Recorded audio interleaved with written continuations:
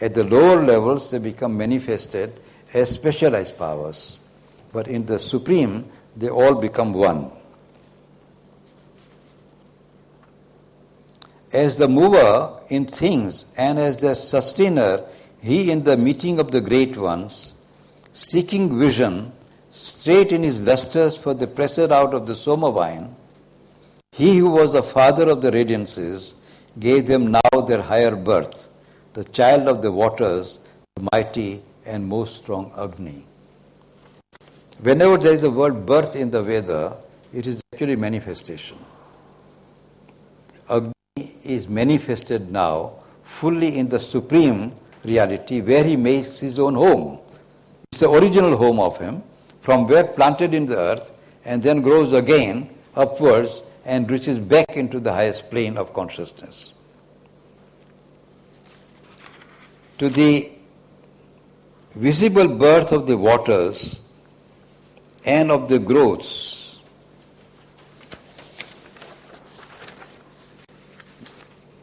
Earth, the goddess of delight, now gave birth in many forms, she of the utter felicity.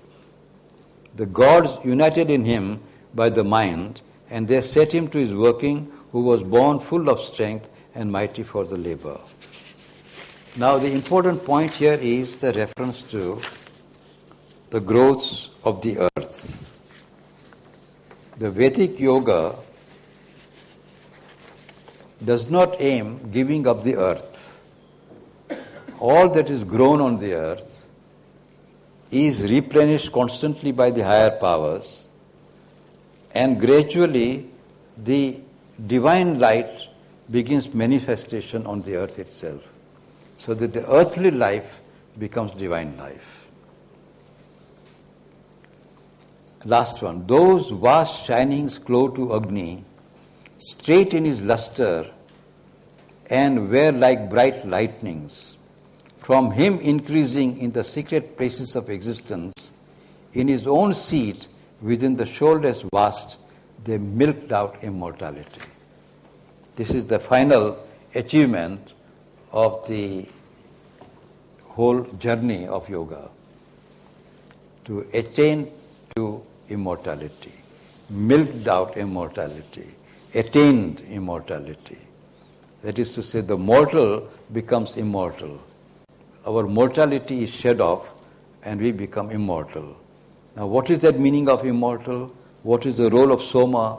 All this is an important thing, and we shall see in due course of time.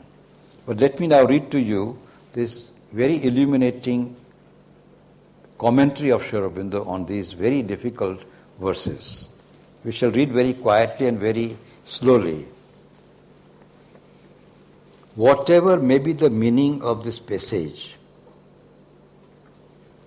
and it is absolutely clear that it has a mystic significance and is no mere sacrificial hymn of ritualistic barbarians. The 7 rivers, the waters, the 7 sisters cannot here be the 7 rivers of the Punjab. The waters in which the gods discovered the visible Agni cannot be terrestrial and material streams.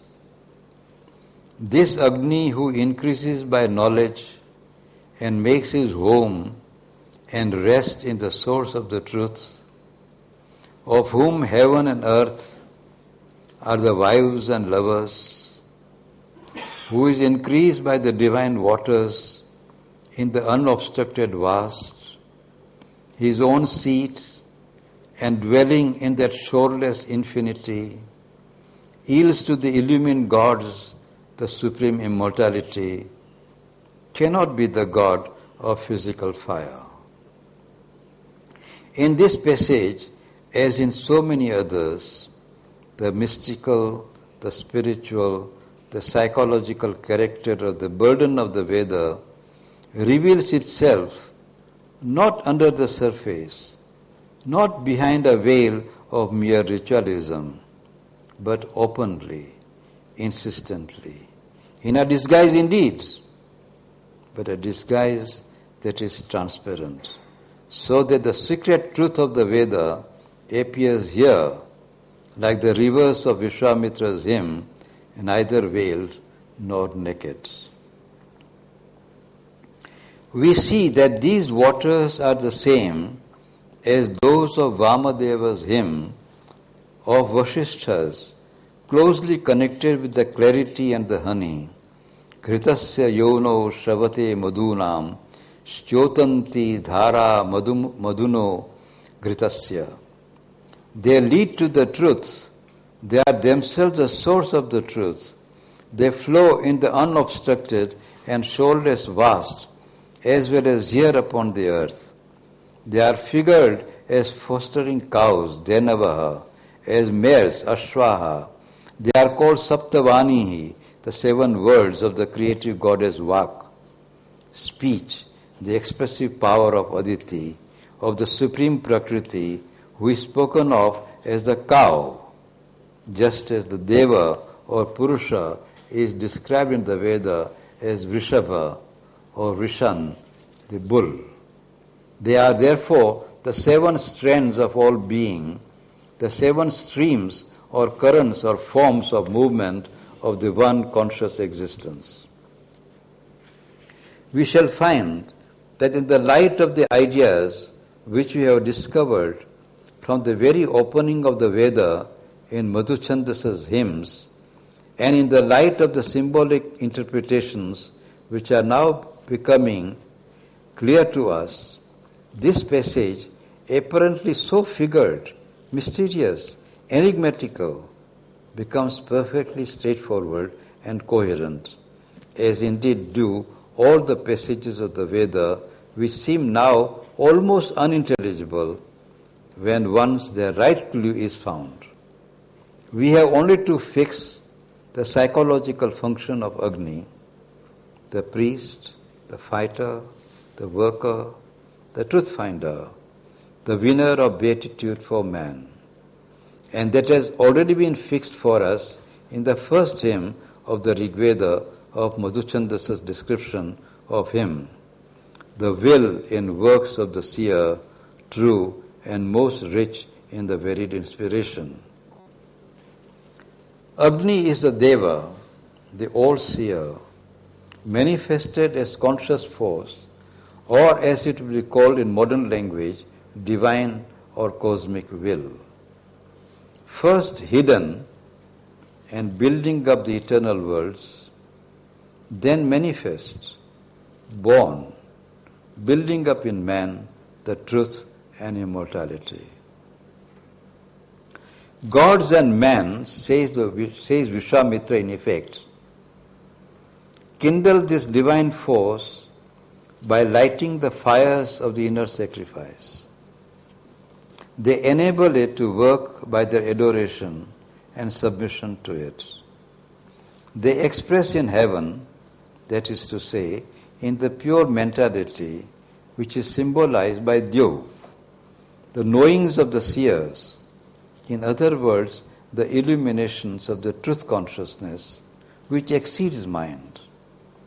And they do this in order to make a passage for this divine force which in its strength, seeking always to find the world of right self-expression, aspires beyond mind. This divine will, carrying in all its workings the secret of the divine knowledge, Kavikratuhu, befriends or builds up the mental and physical consciousness in men, Divaha Prithvyaha, perfects the intellect, purifies the discernment, so that they grow to be capable of the knowledge of the seers, and by the superconscient truth, thus made conscient in us, establishes firmly the beatitudes. The rest of the passage describes the ascent of the divine conscious force, Agni, this immortal in mortals, who in the sacrifice takes the place of the ordinary will and knowledge of man. From the mortal and physical consciousness to the immortality of the truth and the beatitude. The Vedic rishis speak of 5 births for man, 5 worlds of creatures where works are done. Pancha janaha, pancha kshatihi, or kshitihi. Dyav and Prithvi represent the pure mental and physical consciousness. Between them is Antariksha, the intermediate or connecting level of the vital or nervous consciousness. Dyav and Prithvi are Rodasi, our 2 firmaments. But these have to be overpassed, for then we find admission to another heaven than that of the pure mind, to the wide, the vast, which is the basis, the foundation, Buddha, of the infinite consciousness, Aditi. This vast is the truth, which supports the supreme triple world, those highest steps or seats of Agni, of Vishnu, those supreme names of the mother, the cow, Aditi. The vast or truth is declared to be the own or proper seat or home of Agni, Swam Damam, Swam Sadaha. Agni is described in this hymn ascending from earth to his own seat. This divine power is found by the gods visible in the waters, in the working of the sisters. These are 7-fold waters of the truth, the divine waters brought down from the heights of our being by Indra. First, Agni is secret in the earth's growths, Oshadhihi, the things that hold our heats, and has to be brought out by a sort of force, by a pressure of the 2 Aranis, earth and heaven.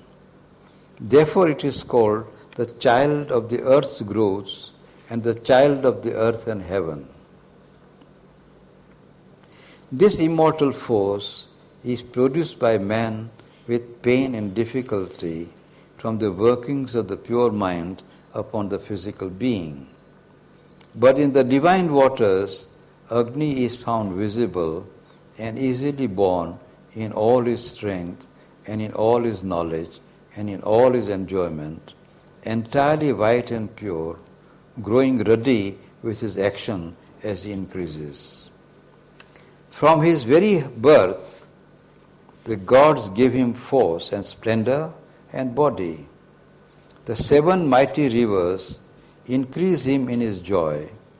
They move about this great newborn child and labor over him as the mares Ashwaha. The rivers, usually named Dhanavaha, fostering cows, are here described as Ashwaha, mares, because while the cow is the symbol of consciousness in the form of knowledge, the horse is the symbol of consciousness in the form of force. Ashwa, the horse, is the dynamic force of life, and the rivers laboring over Agni on the earth become the waters of life, of the vital dynamis or kinesis, the prana, which moves and acts and desires and enjoys. Agni himself begins as material heat and power, manifests secondarily as the horse, and then only becomes the heavenly fire. His first work is to give as the child of the waters its full form and extension and purity to the middle world, the vital or dynamic plane, Raja Atatanvan.